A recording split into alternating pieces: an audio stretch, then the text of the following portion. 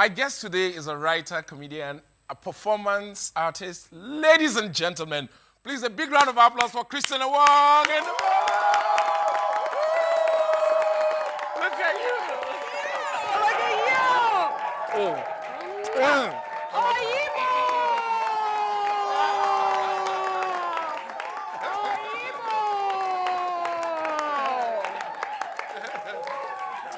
All right. You're welcome. You see, my audience is excited, and I'm sure you're excited to meet everybody. Oh, how far? You don't?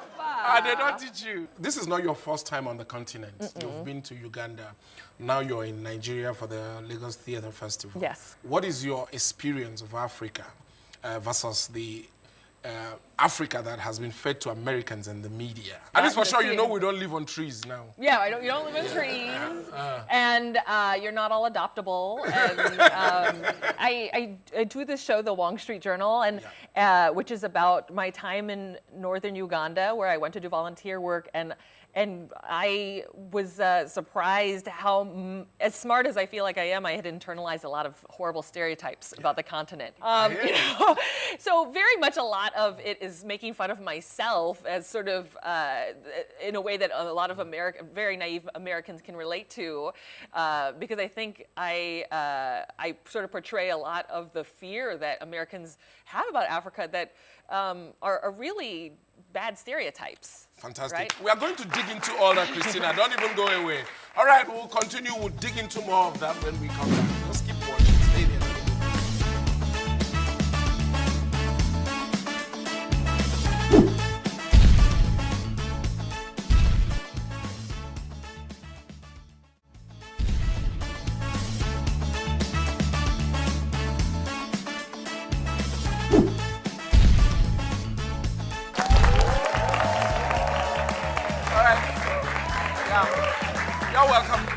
You're welcome. I'm having a lovely time chatting with my guest, the fabulous Kristina Wong.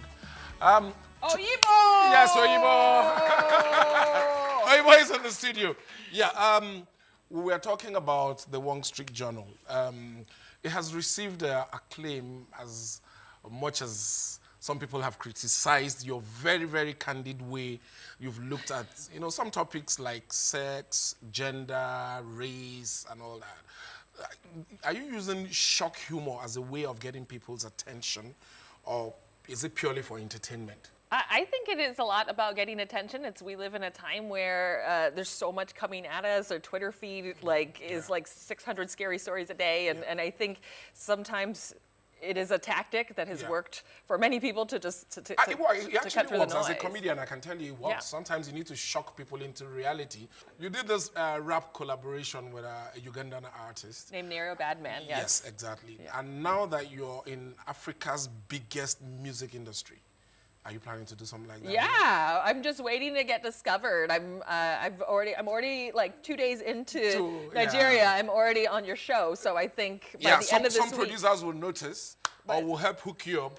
Who knows? Maybe you do a Niger-American collab. Yeah, I would love to be. Are there a lot of Chinese Americans in Nollywood? We have Nigerian Americans, but we don't have Chinese Nigerian Americans. Here I am. Okay. Here I am. Okay, that takes me to another very important topic, because I read your bio, I followed you on social media, and I know you have the crush thing. You're not alone. Don't tell anybody, don't let my wife know. I have a crush on Rihanna. Oh, you do? Yeah. I know, talking about crush, that you have one on Jeremy Lin. Yes, Jeremy Lin is the, I think, only Asian American basketball player in our NBA, and my future husband. The most prominent, maybe the most prominent. And your future husband. And you have him on lockdown. I have him on lockdown. We've never met, but it doesn't mean that I can't consummate our marriage. I have Jeremy. If you're watching Nigerian television right now, I just want you to know that I love you. I love you from across the ocean. Please, let's have a Nigerian wedding. Okay, we'll officiate the wedding. Of course, I'll MC it. Yes, and I'll MC it. That's what they do here. Free of charge. If it's Jeremy Lin, it's free. Since the election of Donald Trump. Who? Okay. Oh yeah, that guy. Since that election. Yes. The political divide in America has widened a bit. Nigeria is almost going through. Nigeria is going through a similar thing here. The political division here, it's wider than it has ever been.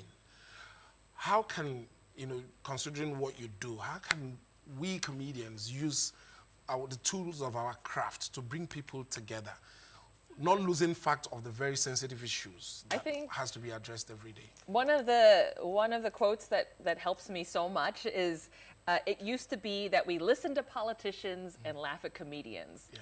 Now we laugh at politicians and listen to comedians. Exactly. And that has made me realize that is important. The work that we do. It's now time for us to use the tools of our trade now that people have our attention and they're laughing at the politicians, to talk to people, to talk about the matters in ways that we can come together and agree on something instead of fighting.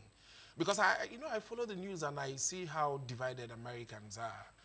And, it looks like we will need to be sending people there to go heal the country now. It used to be the other way. It used to be you guys sending aid.